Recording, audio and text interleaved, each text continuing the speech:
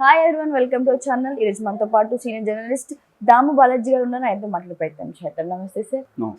Sir, India TV survey జరిగింది. ఆ సర్వేలో ఏముంది, ఏం చేశారు, మీ మాటలో చెప్పండి.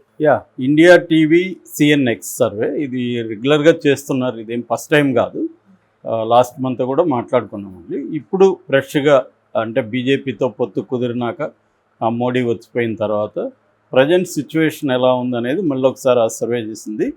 సో ఈ సర్వేలో కొన్ని సంచలన విషయాలు బయటకు వచ్చాయి. ఇవేంటి అనేది మాట్లాడుకుందాం. ముందుగా ఆంధ్రప్రదేశ్ విషయానికి వస్తే ఈ సర్వే ఏం చెప్తుందంటే పెద్ద తేడా లేదు టీడీపీ కూటమికి వైసీపీకి. బట్ గవర్నమెంట్ అయితే టీడీపీ కూటమి ఫామ్ చేస్తుంది అనేది క్లియర్గా చెప్పింది. అంటే టీడీపీకి 12 సీట్లు వస్తాయని, వైసీపీకి 10 సీట్లు వస్తాయని, బీజేపీకి 3 వస్తాయని, జనసేనకి ఏం రాదు. అలా విడివిడిగా చేసిందన్నమాట. సో అలాగా తీసుకున్నప్పుడు టీడీపీకి బీజేపీకి కలిపితే 13 పార్లమెంట్ సీట్లు వస్తాయి, బీజేపీకి 10 వస్తాయి. దీన్ని కానీ మనం మన లోక్సభకి అప్లై చేస్తే టీడీపీకి 84 సీట్స్ వరకు వచ్చే అవకాశం ఉంది. అక్కడ మ్యాజిక్ ఫిగర్ రావాల్సింది 88.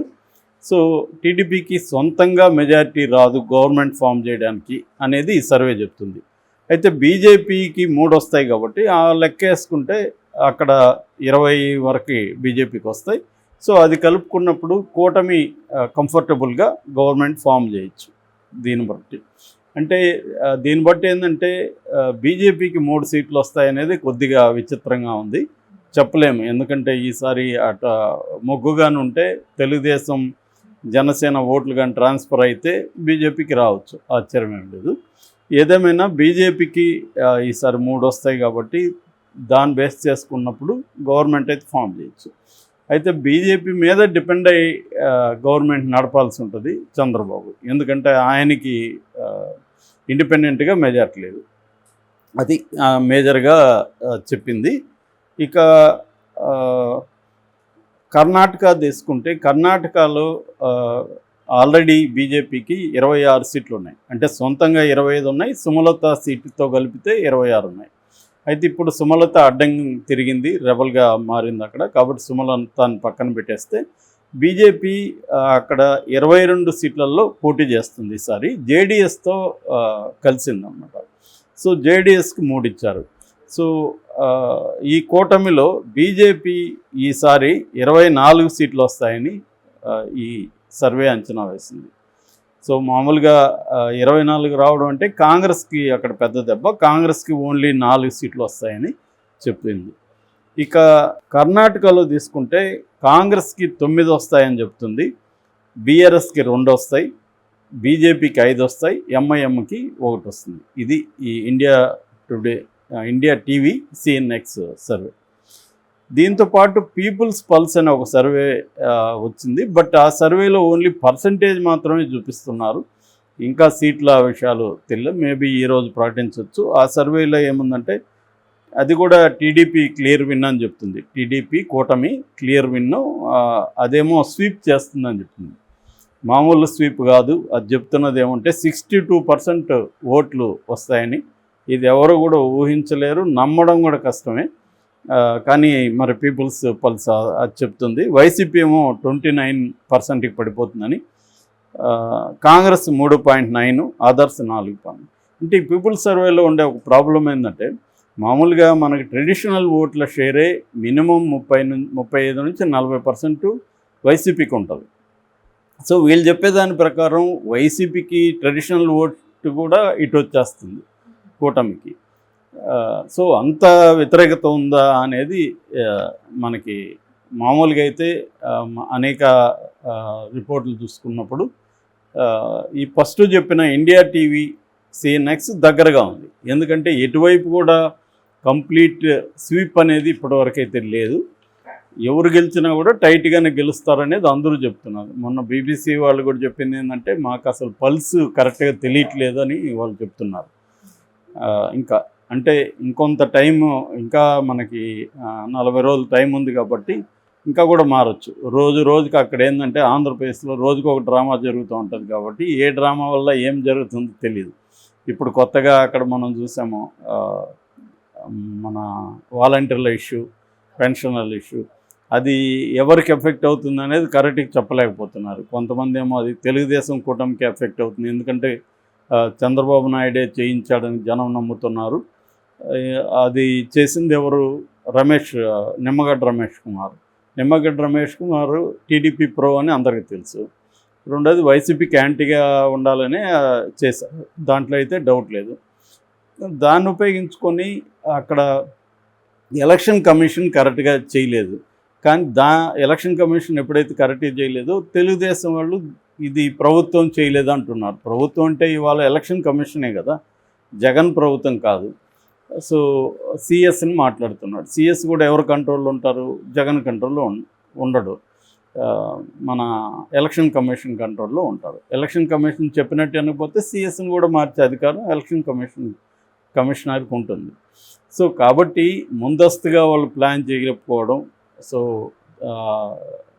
2 రోజులు 3 రోజులు ముందే నిర్ణయాలు తీసుకోవడం, బ్యాంక్ ఫైనాన్స్ ఇయర్ ప్రాబ్లం రావడం, ఇవన్నీ కలిసి ఫైనల్గా ముసలి వాళ్ళ మీద ఎఫెక్ట్ పడింది. సో ఇలాంటి ఇంకా అనేక విషయాలు అక్కడ వచ్చే అవకాశం ఉంది. ఆ ప్రభావాలు పడితే మారే అవకాశం ఉంది. ఇక్కడ కూడా మనం తెలంగాణలో తీసుకున్నప్పుడు నిజానికి ఒక 2 నెలల ముందు కూడా ఎవరు ఊహించలేదు. అసలు రేవంత్ రెడ్డి సీఎం అనే దాన్ని ఎవరు కూడా గెలిచినాక కూడా జీర్ణించుకోలేని వాళ్ళు చాలామంది ఉన్నారు. ఎందుకంటే అతను అసలు ఏ రకంగానూ కేసీఆర్కి సరితూగడు అనేది అందరూ అనుకున్నారు. మెల్లమెల్లగా ముగ్గు చూపిస్తుంటే మన టీవీ ఛానళ్ళు, కొంత మీడియా మాత్రమే గ్రహించింది. చాలామంది ప్రజలకు కూడా బాగా చదువుకున్న వాళ్ళు కూడా, నేను కూడా కొంతమంది కాంగ్రెస్ వచ్చే అవకాశం ఉంది సార్ అంటే వాళ్ళు నమ్మలేదు అసలు. సో ఎందుకంటే కాంగ్రెస్కి అది లేదు, అంత ఊపి లేదు.